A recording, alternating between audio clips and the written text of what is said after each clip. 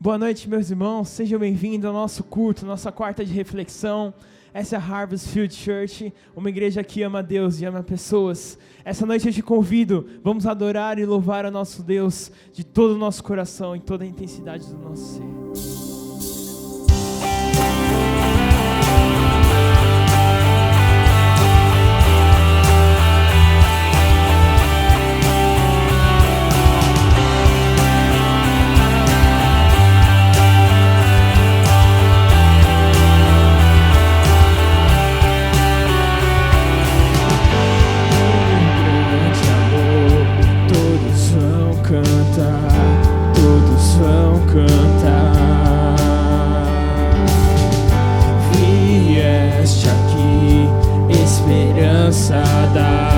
Forças renovar, só tu, Senhor, és o caminho, só tu, Senhor, és o caminho, tu és Jesus, o Salvador,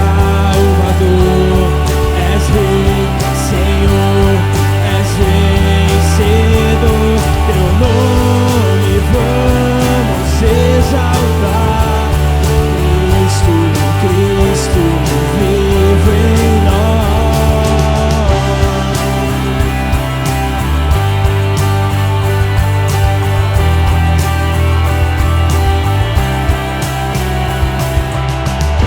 Brilhas mais que o sol, glorioso és, glorioso és,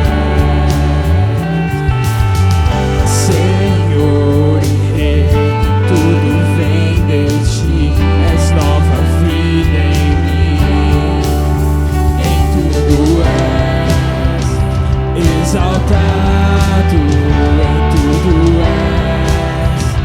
és exaltado, tu és Jesus, o Salvador, és Rei, Senhor, és vencedor, teu nome vamos exaltar.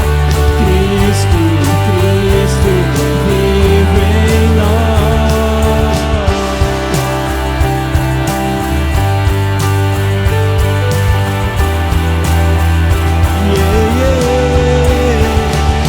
Vieste o inimigo pisar e nos livrar, e nos livrar. O amor venceu a morte na cruz, és vencedor, és vencedor. Tu és Jesus, o Salvador, és Rei, Senhor, és vencedor. Teu nome vamos exaltar. Cristo, Cristo vive em nós. Tu és Jesus, o Salvador, és Rei, Senhor, és vencedor. Teu nome vamos exaltar. Cristo, Cristo vive em nós. Cristo, Cristo vive em nós.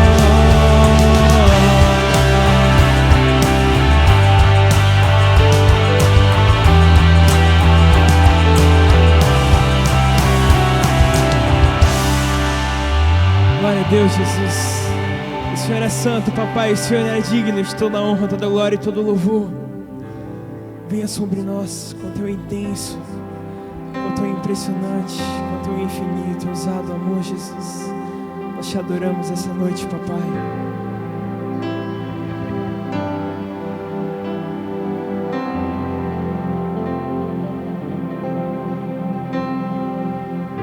Antes de eu falar, tu cantava sobre mim.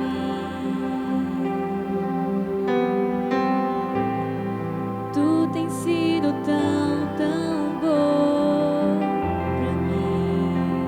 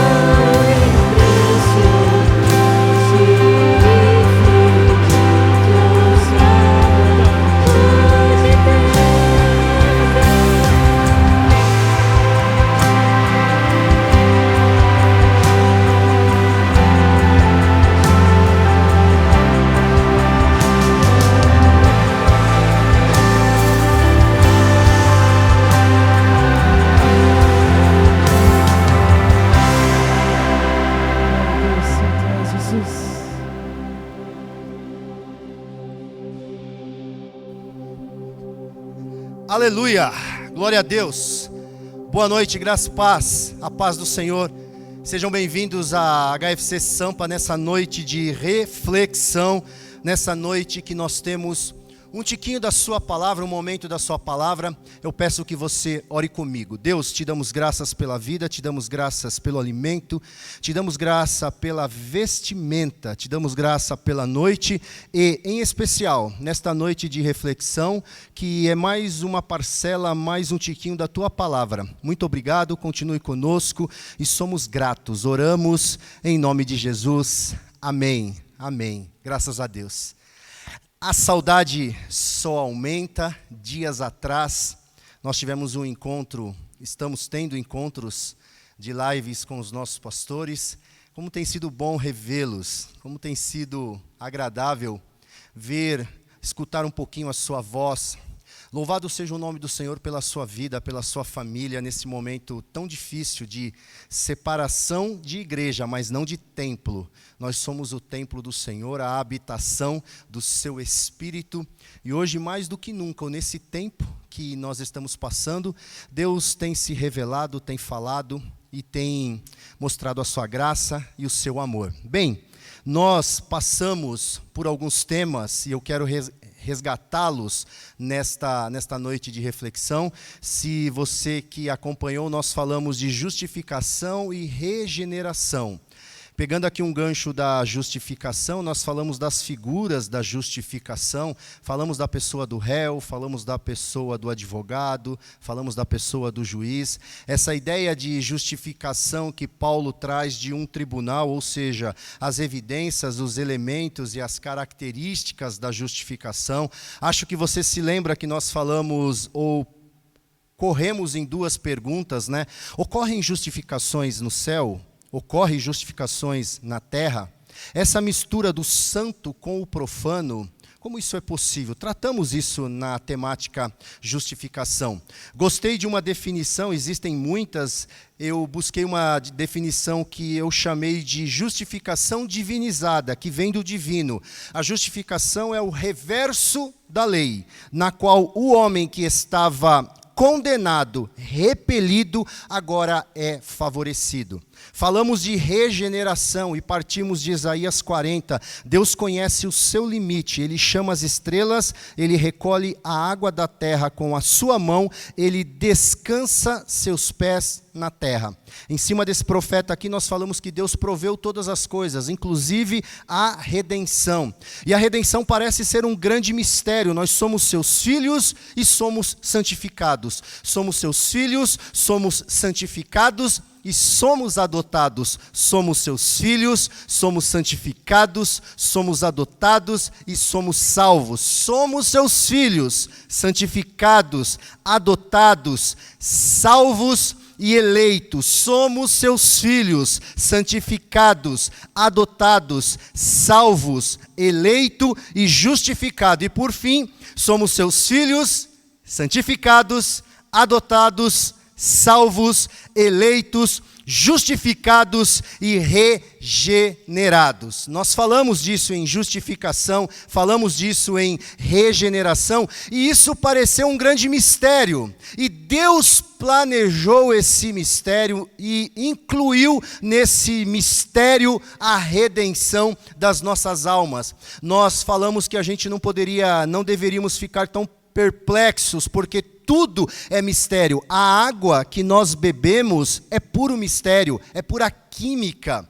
Nós falamos que a roupa que nós vestimos, esse material que eu coloco à minha mão, tudo é mistério, tudo é química, tudo é uma mistura de muitas coisas. E Deus, Ele não se perde nesses mistérios. Deus é Deus de mistério. Então falar de regeneração, que é nascer de novo, é um grande mistério. E Spurgeon, na qual nós escolhemos para falar de regeneração, você se lembra, nós partimos de Spurgeon e nós partimos de Lutero. Para Spurgeon não é possível explicar o mistério da regeneração, do nascer de novo. mas é possível discorrer o efeito do novo nascimento no cristão. Já Lutero foi mais contundente, ele disse assim, ofendemos tanto a Deus que é uma ordem nascer de novo. João 3:7. Não se surpreenda pelo fato de eu ter dito, é necessário que vocês nasçam de novo.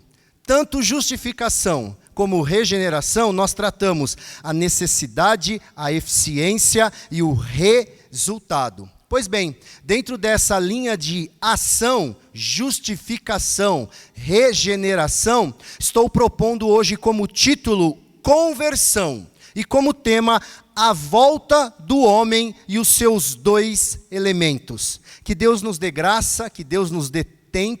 Pretendo falar um pouco nessa agenda da conversão nessa noite, 4 pontos. O primeiro ponto, o que é conversão? O segundo, na conversão, qual a maior promessa para os dias de hoje? Não para o porvir, não para a eternidade. Qual a grande promessa que há no ato da conversão? Quero falar um pouco de otimismo cultural. E por fim, os dois elementos, se o tempo deixar, se tudo que vai acontecer aqui aconteça, ocorra, pela graça do seu Santo Espírito. Mas quero ler com vocês um texto bíblico conhecido de Lucas 22, 31 ao 34. Lucas 22, 31 ao 34. O texto é conhecido, começa assim: Simão, Simão, Satanás pediu vocês para peneirá-los como trigo, mas eu orei por você, Simão, para que a sua fé não desfaleça. E quando você se converter, Simão, fortaleça os seus irmãos. Mas ele respondeu: estou pronto para ir contigo para a prisão e para a morte. Respondeu Jesus: eu lhe digo, Pedro, que antes que o galo cante hoje, 3 vezes você negará que me conhece. Pois bem, tentando responder a primeira questão, o que é conversão, nós já tentamos falar um pouquinho de justificação e de regeneração. Na conversão, o que ocorre? Nós escrevemos aqui que na conversão ocorre a transformação do espírito do pecador otimista. Nós vamos abordar um pouco essa ideia de otimismo desse momento que nós estamos vivendo.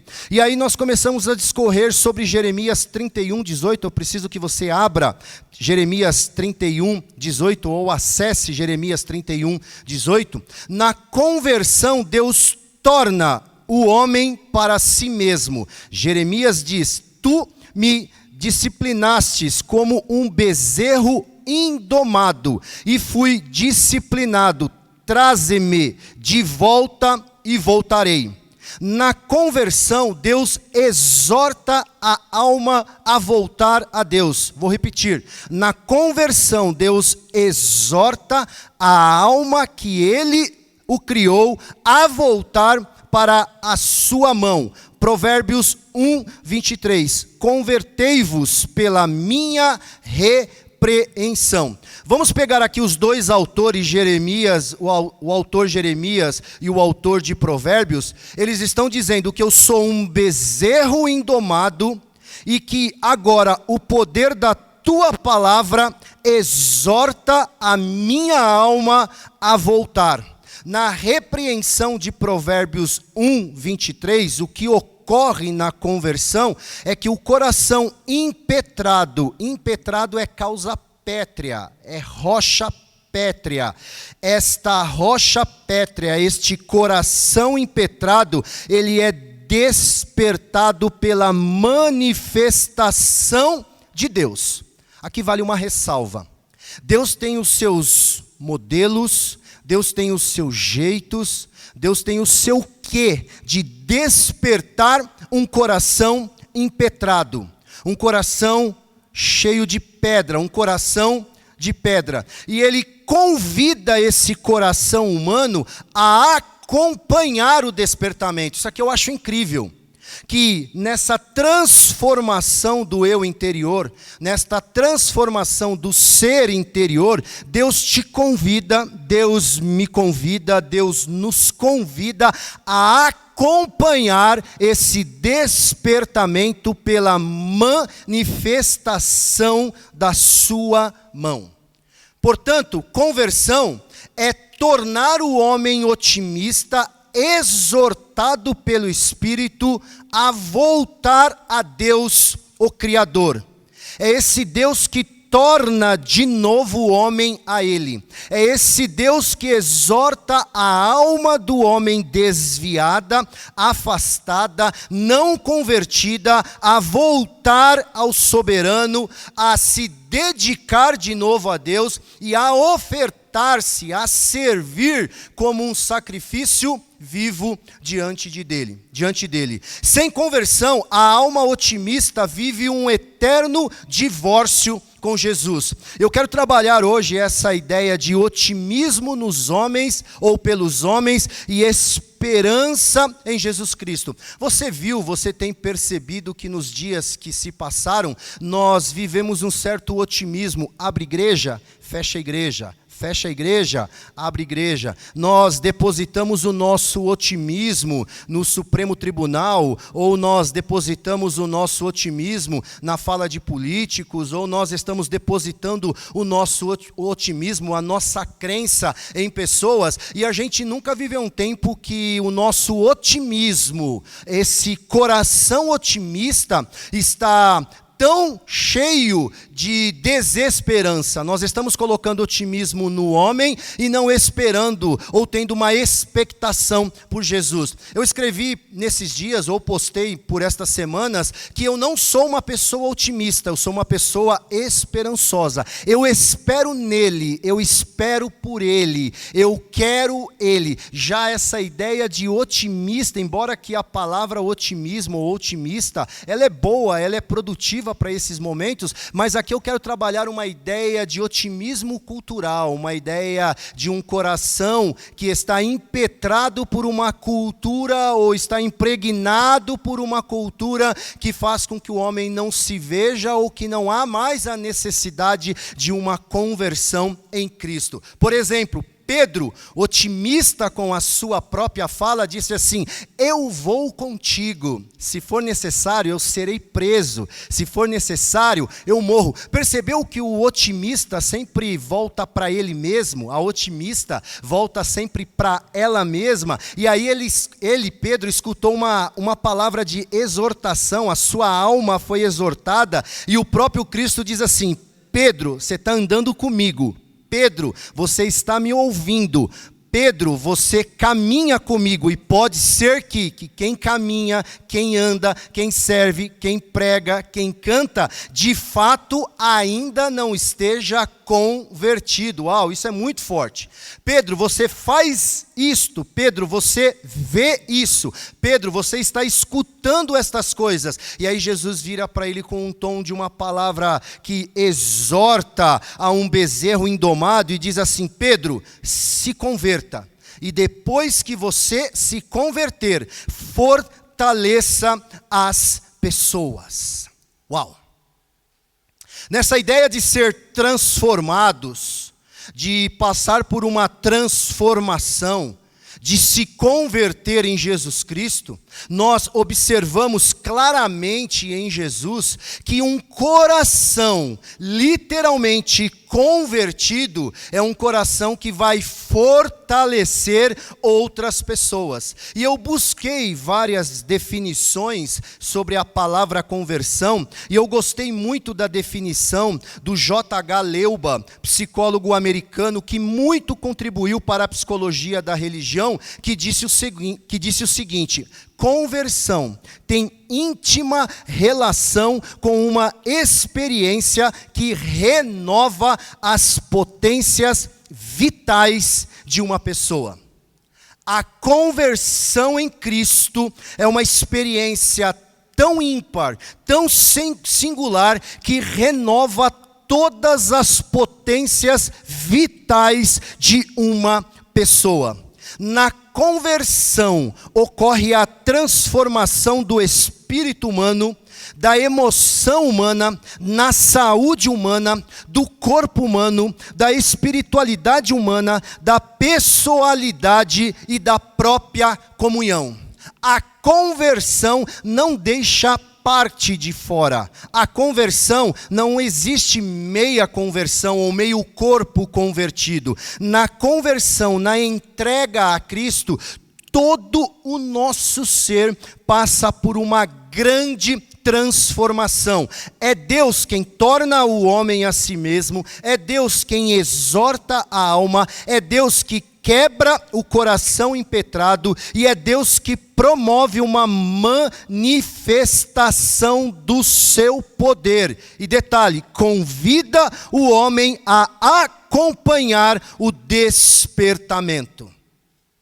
Por isso, a gente deve voltar a nossa face a um espelho e se perceber se de fato eu estou convertido ou eu preciso ouvir a voz sussurrar do Espírito de Deus: Marcelo, se converta, depois fortaleça as pessoas. Porque na conversão, o meu espírito está sujeito ao Espírito. Na conversão, minhas emoções devem estar sujeitas ao Espírito. Na conversão, o meu corpo, a minha espiritualidade, a minha pessoalidade, a minha comunhão, tudo está sujeito a esse Deus que me torna a Ele, a esse Deus que me exorta, a esse Deus que quebra o meu coração impetrado, esse coração de pedra, esse coração que insiste em dizer que não precisa, que não há necessidade de tudo isso, ou esse coração que ainda se dobra à cultura de que não há necessidade de crer para se converter. Então a conversão em Cristo, ela vai ressignificar a vida da pessoa. E ressignificar a vida de pessoa é dar um novo sentido. Gente, sempre haverá uma briga entre nós pelo nosso coração. No nosso coração, há um coração que espera a eternidade em Cristo, ou há um coração que vive o otimismo por pessoas. E parece-me salutar dizer que nesse momento que nós estamos vivendo, principalmente 2020 e 2021, nossas atenções, nossos corações, nossos votos, nossas ideologias, nossa crença, nossa igreja, nosso salário, nossa empresa, nosso serviço, o nosso servir, tudo está sendo disputado por esse conjunto de coisas que tem acontecido e que tem chegado na tua casa e na minha casa. Estão buscando o nosso coração, estão trazendo a cultura, estão apresentando novas culturas, novas propostas para desviar esse homem desse encontro inevitável com Deus. Por isso eu evoco novamente aqui a definição de Leuba, esse grande psicólogo americano, que diz assim, que o convertido, ele tem uma íntima relação, uma experiência que renova as potências vitais de uma pessoa. Em outras palavras, o convertido renasce novamente. O convertido sai da UTI espiritual. O convertido para de mancar espiritualmente, para de claudicar espiritualmente, para de depender de remédios espiritualmente. O convertido diz assim: eu sou nova criatura em Cristo Jesus. E para essa ideia otimista dos dias atuais, o coração é tudo que eles querem. E não é só de hoje, aconteceu no Éden. E no Éden, a serpente, ela não deu nome aos frutos, a serpente não administrou o jardim, mas a serpente ofereceu o seu otimismo ao coração de Eva. Eva se afasta da palavra da esperança. Eva se afasta da palavra divina. Eva abraça o otimismo da serpente. Não tem sido diferente nos dias que nós estamos vivendo. A serpente quer o nosso coração e é tudo que ela deseja. E tem sido devastador observar o afastamento do homem e da mulher de Deus, mesmo em um curto espaço de tempo.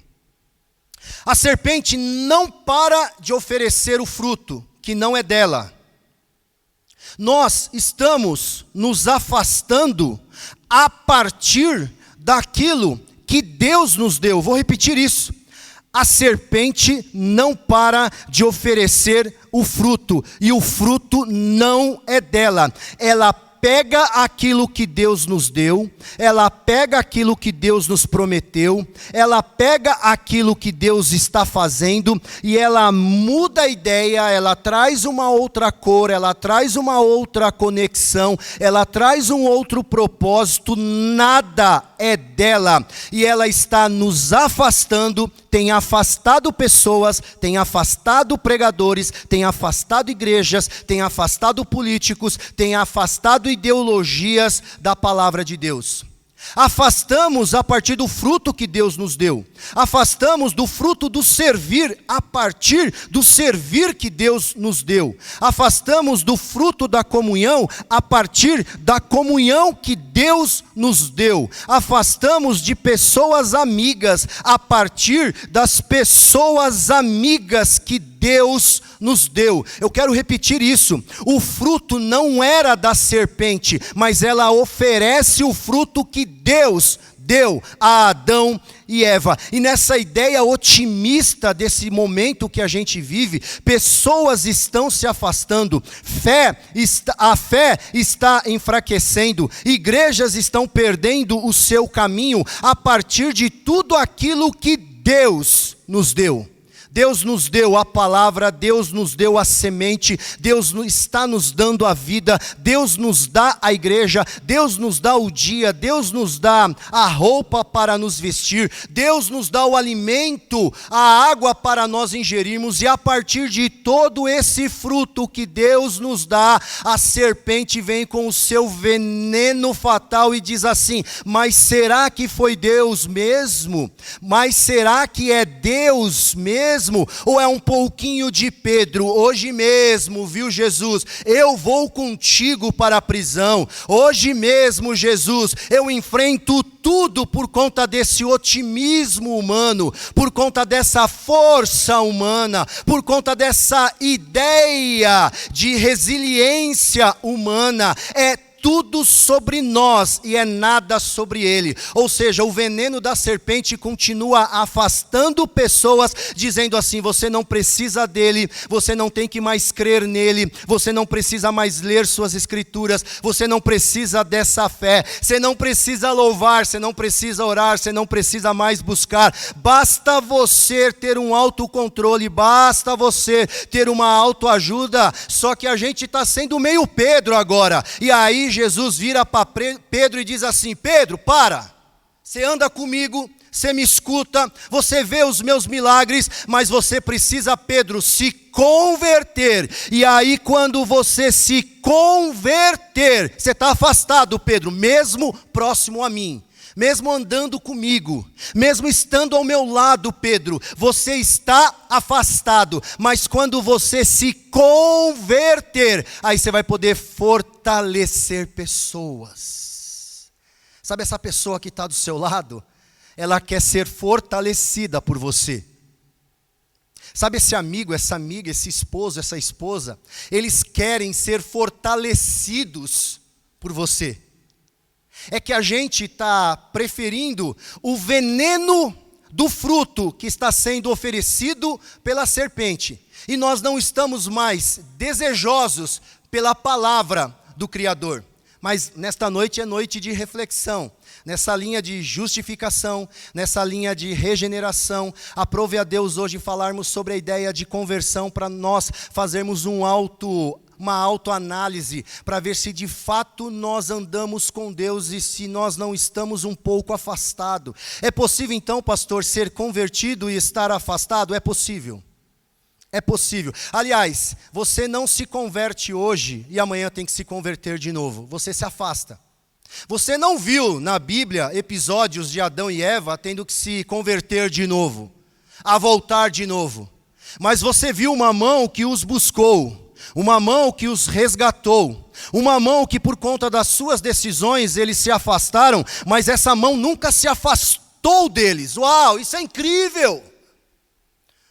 Isso motiva a minha fé, mas eu não estou estimulando você a viver afastado, não. Eu estou dizendo que essa mão ainda continua estendida para te trazer de novo. Pode ser que você viva uma vida de 30, 40, 50, 10, 2 anos na fé e que você ainda talvez precisa ouvir Jesus dizer para você, se converta. Porque pode ser que as suas intuições, a sua espiritualidade, o seu corpo, a sua vida, ainda não estão ainda totalmente dependendo desse alimento do céu. O que você está querendo é o alimento oferecido pela cultura da serpente.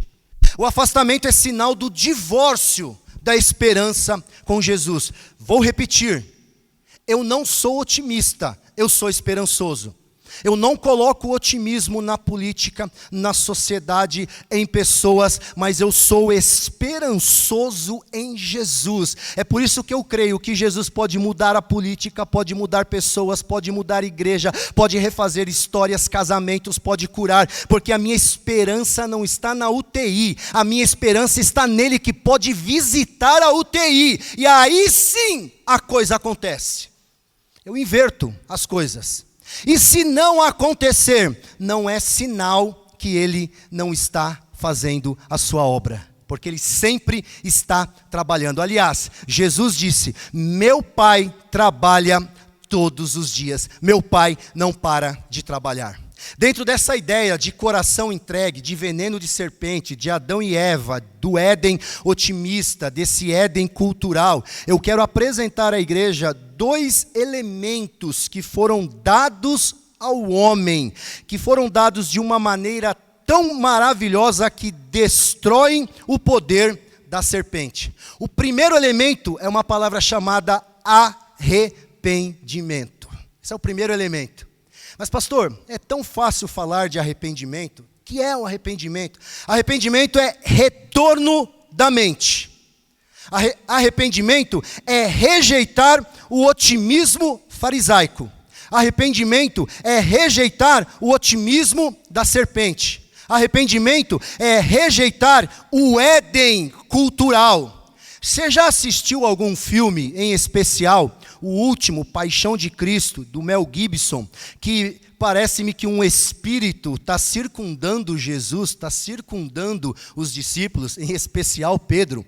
Parece-me que todas as vezes que aparece Pedro, surge a um relevo uma ideia de um espírito que está ao redor dele. Você já assistiu isso? Teve essa experiência de ver o filme ou mesmo de assistir a belíssima série da Record, que fez um trabalho incrível? Você já assistiu? Se você não assistiu, procure ver dessa forma como Jesus disse em Lucas 22. Simão, Satanás pediu vocês para pegar e jogar para cima como trigo. Sabe qual é essa ideia de peneirar o trigo? É que se Satanás pegar vocês, não sobra nada. Se ele peneirar, não vai sobrar nada. Mas Jesus dizendo, orei por você, para que a tua fé não se acabe. E depois de Jesus orar, ele não chama mais Simão, ele chama esse homem de Pedro. Muda tudo aqui. A coisa muda, porque Jesus parece-me que está nos dando uma receita da conversão. Eu sou esse Simão, impulsivo, mas quando eu me converto, quando eu converto a minha fala, quando eu converto-me em oração, eu creio que eu passo a ter um novo nome, um novo jeito, uma nova maneira, uma nova forma de atuar. É como se Jesus parafraseasse Pedro e dissesse assim, ouça essa voz que fala com você, Pedro, e se converta. Pedro, quem enviou o maná no deserto? Pedro diria, Deus. A serpente não teve participação. Pedro, quem deu água no deserto? Pedro responderia, Deus. A serpente não teve participação? Pedro, quem enviou carne no deserto? Pedro responderia: Jesus, Deus. A serpente não teve participação. Pedro, quem fala com você? Deus. Então ouça e se converta.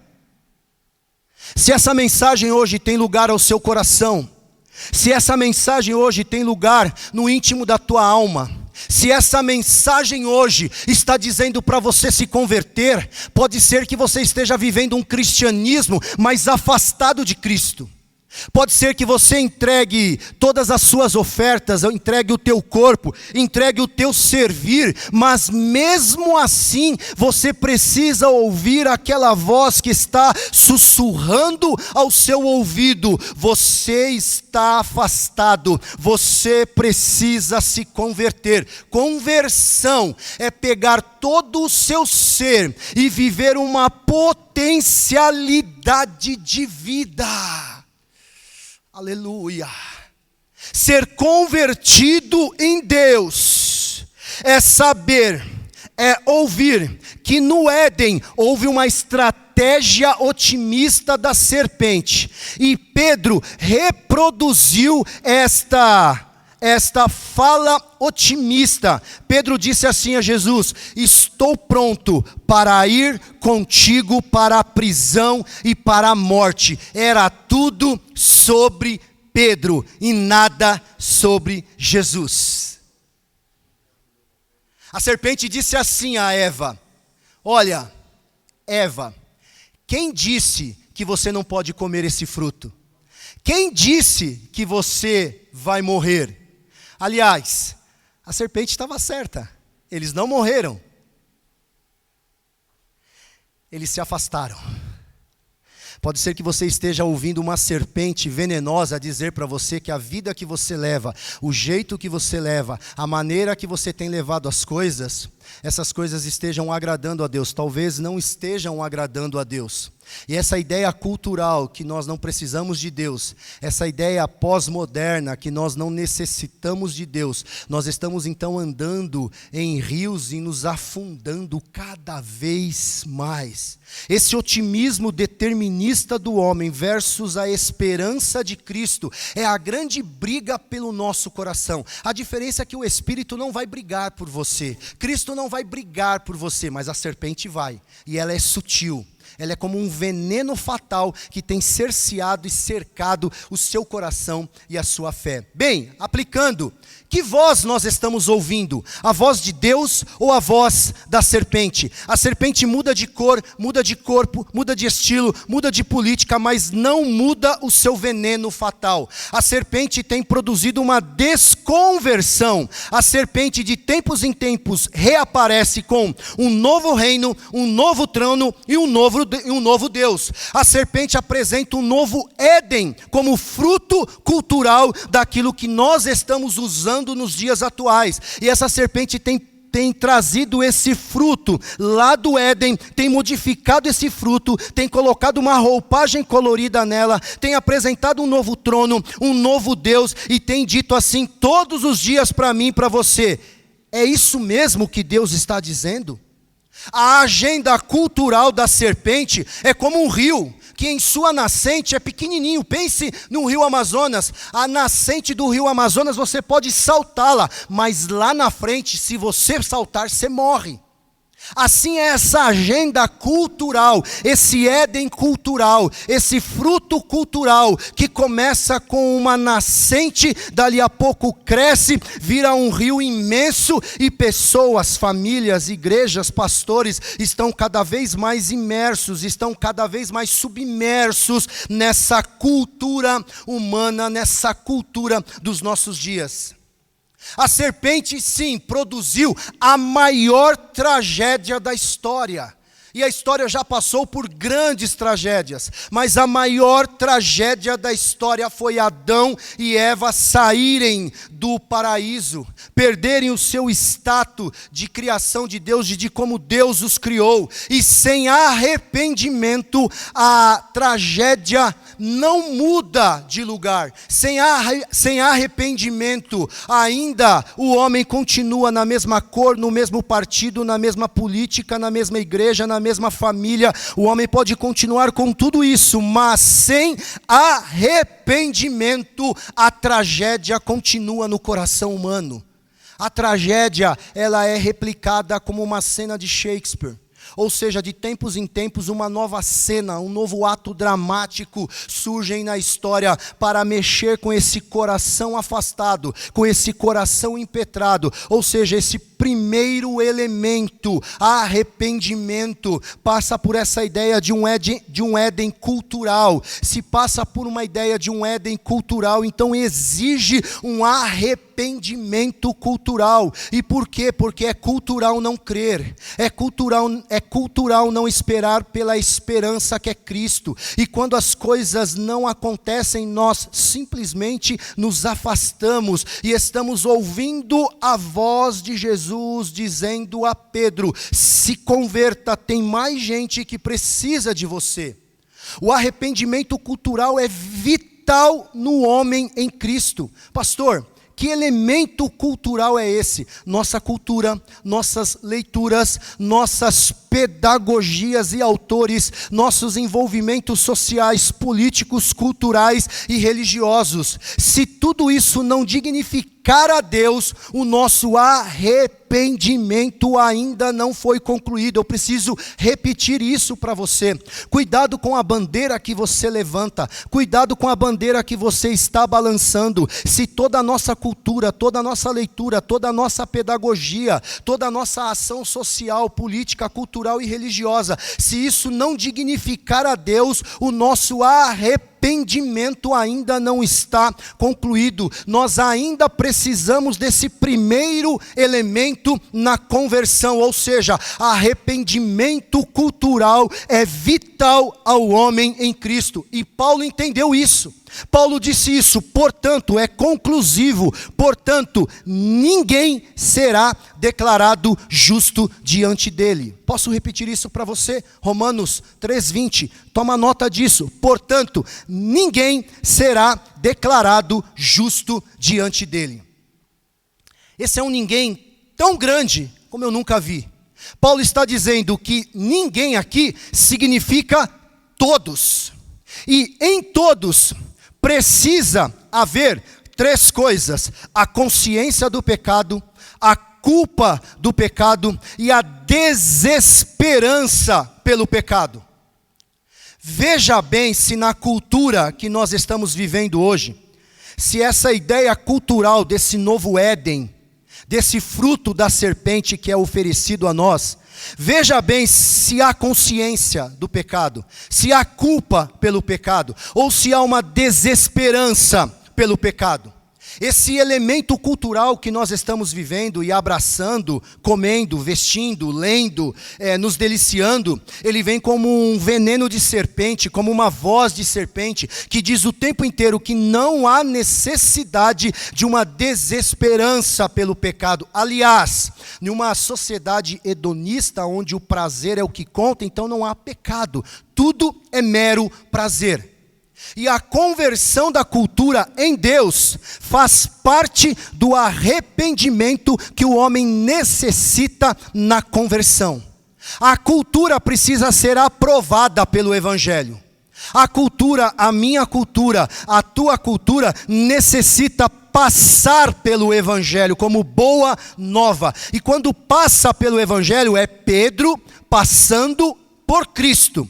É Pedro que anda, que caminha com Cristo. É Pedro que troca uma ideia com Cristo. E em dado momento, Jesus diz assim para ele: Pedro, a sua cultura, o seu jeito, o seu modo, precisam passar pelo Evangelho que eu estou deixando. Precisa passar e precisa se converter. É o Evangelho que converte e faz surgir consciência do pecado, certeza da culpa pelo pecado, contaminação pelo pecado e uma desesperança pelo pecado.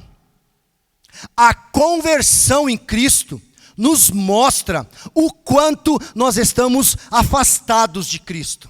De novo, precisamos ouvir essa voz de Jesus, ter essa sensibilidade pelo Espírito. Pode ser que o tempo que nós estamos servindo está numa automatização tão grande, numa forma automática tão grande, que pode ser que nós estamos nos afastando do objetivo máximo, que é viver uma vida eterna com Ele. Hoje, eu espero que nessa ideia de conversão, o elemento cultural sofra uma mudança. Que o elemento cultural reconheça o pecado. E principalmente, que hoje eu, Marcelo, preciso saber que o elemento cultural sou eu.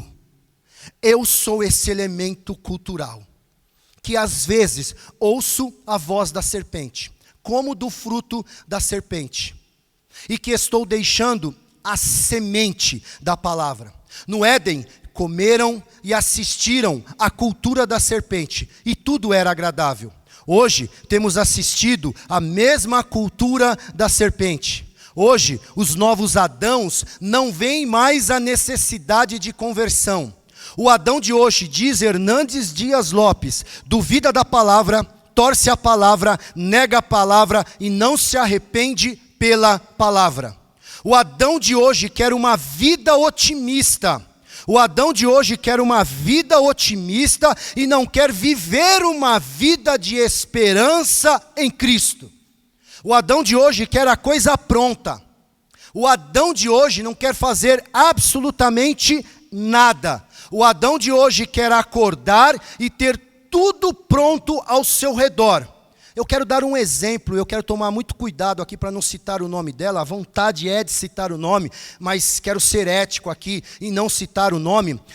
A conversão em Cristo é muito mais do que um estilo de vida. É, antes de tudo, uma mudança de vida na vida. O exemplo de uma cantora famosa, que ao ser entrevistada por um ícone apresentador na televisão brasileira, ela disse assim: olha, eu me converti. Olha, hoje eu canto músicas gospel. Olha, hoje eu canto para um público cristão. E tempos depois, em uma outra entrevista, ela disse assim: olha, eu já não estou mais cantando músicas gospel. Eu já não estou mais cantando para público cristão. Eu vi que não é a minha pegada. Eu voltei a cantar e a servir aquilo que eu fazia. Na verdade, a sua cultura não passou pelo escrutínio do arrependimento eficaz, não passou pelo evangelho de Cristo. E tem gente que diz assim: estou levando minha vida desse jeito e olha como Deus está me abençoando. É verdade. Você tem levado uma vida dissoluta como um filho pródigo, você tem levado uma vida do jeito que você quer, você tem feito do seu corpo, da sua alma, do seu espírito, aquilo que lhe apraz, aquilo que te deseja. Você tem sido mais hedonista do que servo, você só quer prazer por prazer, e você está sendo abençoado, só presta atenção no que eu quero te dizer. O sol, a chuva e o alimento são dados para o justo e para o injusto. O Pai ama o justo, o Pai ama também o injusto, porque Ele é Pai, mas o Pai também sabe dizer chega. E eu não quero que você ouça chega, Pedro. Chega desse otimismo nos homens, chega dessa esperança pelos homens. Chega dessa esperança de dormir e acordar expectando o homem.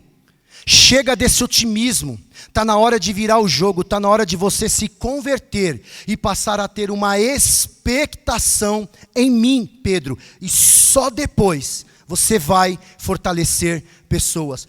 Pode ser que esse jeito que você está levando, essa maneira que você tem conduzido a sua vida, não está ou não esteja fortalecendo outras vidas. A conversão é um momento de realização pessoal de uma autoanálise.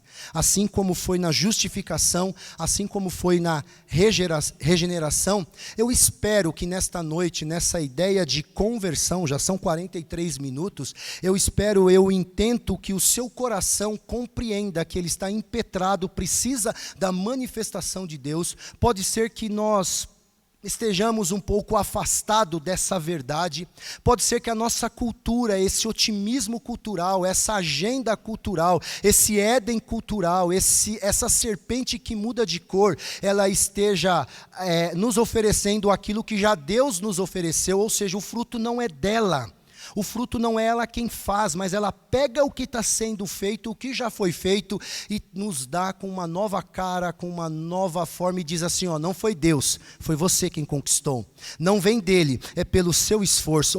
Não passou por ele, foi o teu estudo, foi o teu acordar cedo, foi o teu dormir tarde, foi a tua plantação, é a tua força, é na tua força. Pode ser que por conta disso, você esteja um pouquinho afastado do servir.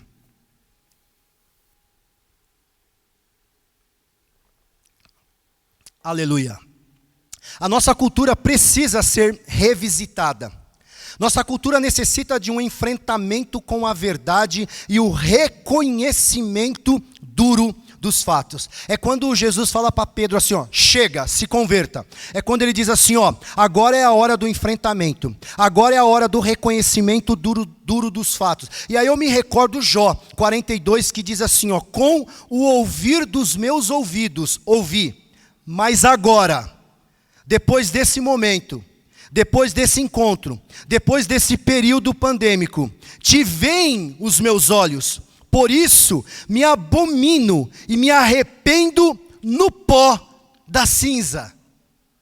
Percebeu que alguns períodos, alguns tempos, algumas temporadas, e a pastora Vanessa, eu acho que ela diz isso, que Deus é intencional em tudo. Eu também acredito nisso, que Deus tem uma intenção em todas as coisas. Pode ser que antes eu só ouvia Jesus, mas eu sou Pedro, eu estou vendo Ele. Não, você só está ouvindo. E pode ser que em um dia, em um momento, em um cruzamento, em uma música que você ouviu, por esses dias eu escutei uma música que eu a cantei por diversas vezes, da Elaine, que diz assim, eu sobrevivi, aleluia. E a música diz assim, eu cresci descendo. É incrível, é paradoxo. Eu sobrevivi morrendo, mas eu estou aqui, passando por esse período, me convertendo, voltando do afastamento, tirando o véu dos meus olhos, não absorvendo mais o veneno do fruto da serpente, mas agora comendo do alimento da palavra e bebendo da água da vida. Agora eu então consigo me ver, e eu me abomino e me arrependo no pó da cinza. Sem a obra de Deus no homem não haverá arrependimento da cultura do pecado. O homem viverá preso em sua cultura e viverá para sempre uma falsa conversão. Você já deve ter ouvido falar no Moody, grande teólogo, escritor, que tem os evangelhos apontados e comentados por Moody. Ele diz assim que um dia ele revisitou as celas das cadeias que ele pregava. E ele passou por 3 celas. Na primeira cela, ele tinha pessoas convictas que o culpado não eram aquelas pessoas. Elas eram pessoas cúmplices. Apenas cúmplices.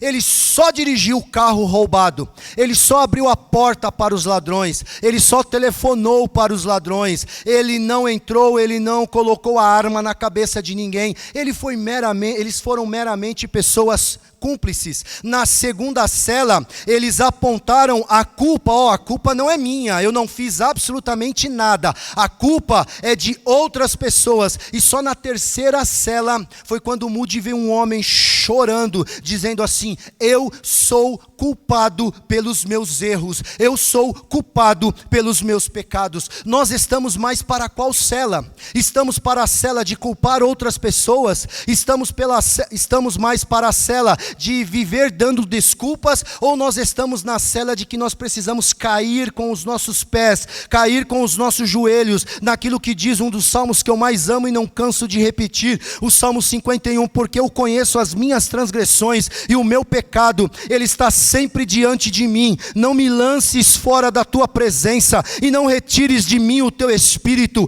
Qual cela nós estamos? Na primeira, que a gente vive com uma ideia de cúmplice, na segunda, que a gente vive culpando os outros, ou na terceira cela, que a gente cai diante de Deus e diz assim: eu estou afastado, eu preciso voltar, mas eu ando aqui, eu vivo aqui, eu canto aqui, eu prego aqui, eu sirvo aqui, mas eu estou afastado. Eu preciso reconhecer os meus erros, deixar de ser otimista pelo homem e ser esperançoso em Cristo. Mas a obra do arrependimento do homem não é tão fácil como nós imaginamos. Não é acordar amanhã e tudo já está pronto. Não é acordar amanhã e ter um homem pronto, uma mulher pronta. A vida na cultura do erro não ensina a reconhecê-lo. O viciado não entende que os efeitos do seu vício não têm poder como tem na sua família. É a sua família que sofre por conta do seu vício. São seus filhos que sofrem por conta do seu jeito. É a tua esposa que sofre os efeitos pelos vícios, pelos seus vícios e pelos meus vícios. Os nossos vícios nós não enxergamos como enxerga aquele ou aquela que estão próximos a nós. É que a cultura do erro, a agenda do erro, o Éden do erro, o fruto do erro não vão ensinar que nós estamos errados. Por exemplo, Faraó em Êxodo 9:27 disse: pequei, mas ele mentia. Balaão tinha uma mente dividida e agredia aquele animal. Havia um remorso de Acã, mas ele continuou escondendo. A hipocrisia do rei Saul, ele rejeitou a Deus. O desesperado Judas, ele traiu. Mas nenhum destes casos houve arrependimento verdadeiro. Pode ser que eu seja um homem, ou você seja um homem da mentira, um homem da agressão, um homem que está se escondendo, um homem que está rejeitando, um homem que esteja traindo, e que você diz: eu sou convertido. Não é. Você precisa hoje ouvir essa voz de Jesus dizendo assim: ó, se converta, para depois fortalecer pessoas. Não é do dia para a noite, é processo, nós sabemos disso, mas começa com esse primeiro elemento, é abraçar esse primeiro elemento, é dizer assim: eu preciso me arrepender da vida que estou levando, eu preciso me arrepender, porque eu continuo com um coração impetrado, mas eu tenho uma boa notícia para te dar. Deus tem uma mão poderosa e Ele manifesta o seu poder. Manifestou na cruz em Jesus, para desfazer toda a obra da mentira, da agressão, do esconderijo da alma, da rejeição de Deus e da traição de Deus. Jesus é esta experiência, é esta esperança que nós precisamos hoje. Eu preciso pegar toda a minha cultura e levar ao escrutínio do Evangelho e dizer assim: ela está dignificando a Deus ou ela está desonrando a Deus? A serpente ofereceu o fruto, não ofereceu a semente. A semente ainda é a palavra de Deus. Ela não tem poder criacional, ela não tem poder para gerir, ela não tem poder para chamar as coisas que não existem e fazê-las existir. Deus ainda é Deus que faz a coisa surgir. Deus pega um coração duro, amolece pela água do Espírito e coloca paz, coloca gozo em sua alma. É a obra do arrependimento no coração do homem. Quando o homem se converte, ele se arrepende. Concluindo, e quando você se converter, fortaleça seus irmãos. Hoje nós aprendemos que a alma é exortada a voltar a Deus. E eu disse que nós falaríamos do otimismo cultural, do que é conversão, dos 2 elementos, e o segundo elemento eu não vou ter tempo de falar hoje, vai ficar para uma próxima, mas eu deixei para a última. Qual é a grande promessa na conversão? E essa grande promessa não é para viver na eternidade. E essa grande promessa não é para viver no porvir. Esta grande promessa para viver nos dias de hoje, nos dias de perturbação emocional, mental, espiritual, conjugal, financeira, política, nessa mistura de todas as ideologias.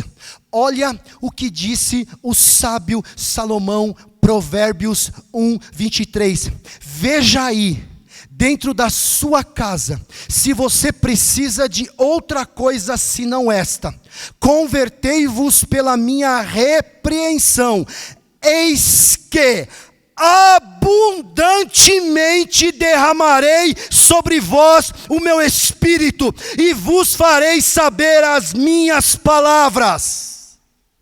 Para os dias que nós estamos vivendo, há uma promessa para o coração convertido, há uma promessa para o coração arrependido. Deus vai dizer suas palavras para você. Você já poderia estar saltando aí, porque a minha vontade é de pular aqui. O que eu estou precisando? Eu não preciso do otimismo dos homens, eu preciso da sabedoria de Deus. Se eu for um homem convertido, Ele vai abundar o seu Espírito sobre mim, sobre você, sobre a sua casa, sobre os teus negócios, e Ele fará saber as suas palavras. Será que você está precisando do quê? Não há tempo mais necessário, não há tempo mais remido do que ouvir a voz de Jesus dizendo: Marcelo, se converta para fortalecer pessoas. Marcelo, entregue o teu coração para que outras pessoas vejam em você o trabalhar de Deus, a mudança de Deus. Que cela nós estamos? Estamos para a cela dos cúmplices, a cela que culpamos os outros ou choramos por arrependimento. O arrependimento não lança culpa a ninguém. O texto diz no singular: o machado está posto à raiz da árvore, e isto é singular, mas veja o que é plural. O arrependimento garante a nossa velhice. Salmo 92, até a velhice dará frutos. Começa no singular e vai para o plural. Um coração convertido, um coração arrependido é abundantemente visitado pelo Espírito, e até na sua velhice você vai continuar a dar frutos. Se você percebeu que ainda não é um arrependido, que não é uma arrependida, mais uma vez eu te convido a voltar. Eu quero trazer a história do biscoito do arrependimento para eu terminar. Estou com 56 minutos.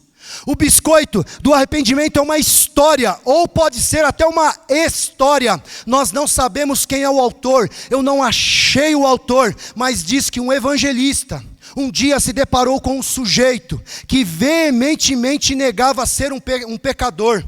Ele dizia assim: sou bom pai, sou bom marido. Olha a ideia da serpente no Éden.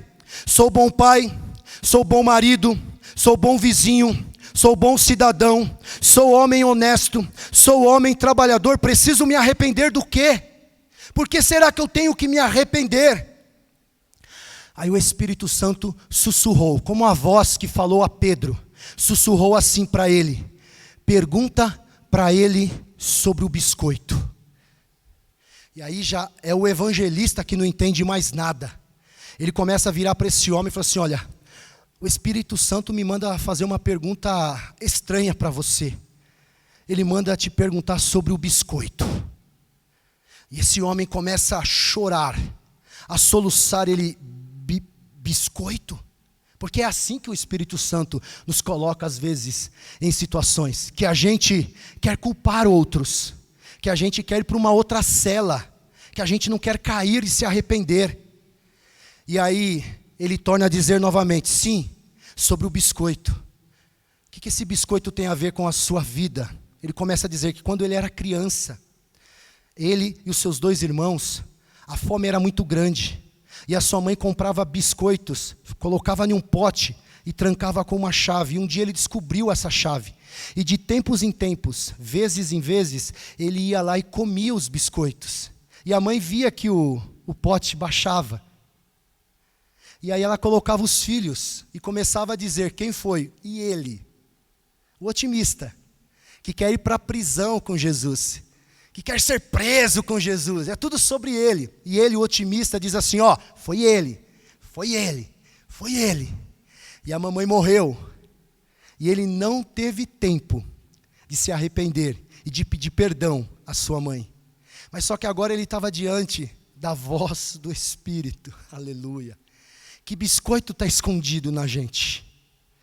Que chave que a gente abriu que não deveria ter aberto? Que porta que nós entramos que a gente não deveria ter entrado? Que biscoito é esse que a gente tirou de alguém? E que agora o Espírito Santo está nos dizendo, está nos cobrando, está nos orientando, está nos exortando, quer tornar a gente de volta, quer exortar a nossa alma, quer nos repreender, como repreendeu em Jeremias, como um bezerro indomado. Eu disse que o autor é desconhecido, mas nós conhecemos o autor que disse, Pedro, se converta e fortaleça pessoas. Nós conhecemos o autor de 1 João 1,10. Se dissermos que não pecamos, somos mentirosos e a palavra não está em nós. Nesta noite, seja pela história de Moody da cela, seja pela ilustração o biscoito arrependido, seja pela palavra pregada, o homem precisa voltar com sua cultura e se arrepender. Eu preciso repetir isso. Convertei-vos pela minha repreensão, eis que abundantemente derramarei sobre vós, sobre a tua casa, o meu espírito, e vos farei saber as minhas palavras. Que promessa na conversão, que promessa maravilhosa é essa que há quando há um homem arrependido, um homem, uma mulher, uma igreja arrependida, a promessa de ser visitada abundantemente por Ele. Te dou alguns segundos agora para você reclinar a sua cabeça, reclinar o teu espírito e falar para Ele se você está convertido e está afastado, se você precisa ouvir essa voz de Jesus dizendo, se converta para fortalecer pessoas, para voltar a me servir. Diga a Ele aí se o seu coração está impetrado, se o seu coração está endurecido, se o seu coração não está mais amolecido. Diga a Ele que a cultura da serpente do Éden é a mesma cultura que abraçou você ou que tem nos abraçado. Diga a Ele que esse veneno tem sido mortal, que tem te afastado, que a tua ideologia, a tua cultura, a tua leitura ou as nossas pedagogias estão ou não estão dignificando o Rei. Diga a Ele que biscoito que você comeu, que cela que você está. Hoje é noite de conversão, hoje é noite de conhecer esse primeiro elemento que é o arrependimento. Oramos em nome de Jesus, queremos ouvir a sua voz, Jesus, a nos dizer, converta-se, converta-se, converta-se, se arrependa, porque a trombeta já está soando, porque a trombeta já está tocando, as notas já estão sendo apresentadas. Meu Deus, meu Pai, eu te apresento esta vida, eu te apresento esta casa, eu te apresento esse homem, essa mulher, esse jovem, esta criança, eu me apresento diante de Ti e te peço, me ajude a ser convertido, me ajude a me entregar a Ti todas as minhas falhas. Senhor, eu não quero viver afastado, mas também não quero viver daquilo que eu não prego. Me ajude a voltar, quebra esse coração impetrado, amoleça, Senhor Jesus, essa cultura edêmica, ajuda-me a entregar esse otimismo nos homens e passar a confiar somente no Senhor. Nós oramos, acreditamos que o Senhor tem falado com a sua igreja. Oramos em nome de Jesus. Amém. Amém. Aleluia. Glória a Deus. Que nessa noite você coma então esse biscoito, ó. Coma do biscoito sagrado. Beba da água divina. Poderia ser café com leite, mas é água. Deus tem grandes coisas para você. Deus tem grandes coisas para a sua família. Quero aproveitar a oportunidade de apresentar a vocês a chance que nós temos de ofertar na casa do Senhor, de você continuar sendo generoso, de continuar sendo generosa, mas antes de tudo quero agradecer. Quero agradecer a sua paciência, o seu carinho, a sua entrega. E agora pegue a sua oferta, contribua com alegria ao Senhor. Você deve estar vendo as nossas maneiras de contribuir, o nosso Pix, o jeito que nós temos de você contribuir com essa casa. Quero orar com você. Pai, muito obrigado por essa chance de pregar a Tua palavra. Que os nossos corações estejam convertidos, não convencidos. Que não haja remorso, mas sim arrependimento. Que ao exemplificar esse biscoito, ao morder esse biscoito, que nós possamos comer, ler, ter uma cultura que dignifique o Teu nome, que agradeça, que seja grata por tudo que o Senhor tem feito. Nós nos apresentamos como servos e servas diante do Senhor. Aqui está a semente que nós estamos plantando na sua casa, plantando no seu reino. Abençoe essa vida, abençoe esta família, abra as portas, abra os celeiros do céu, para que esta vida continue sendo abençoado e abençoada em nome de Jesus. Faça isso com alegria, Deus te abençoe. Obrigado pelo tempo que você teve com a gente, e mais uma vez, coma o seu biscoito em paz, em nome de Jesus. Muito obrigado, boa noite.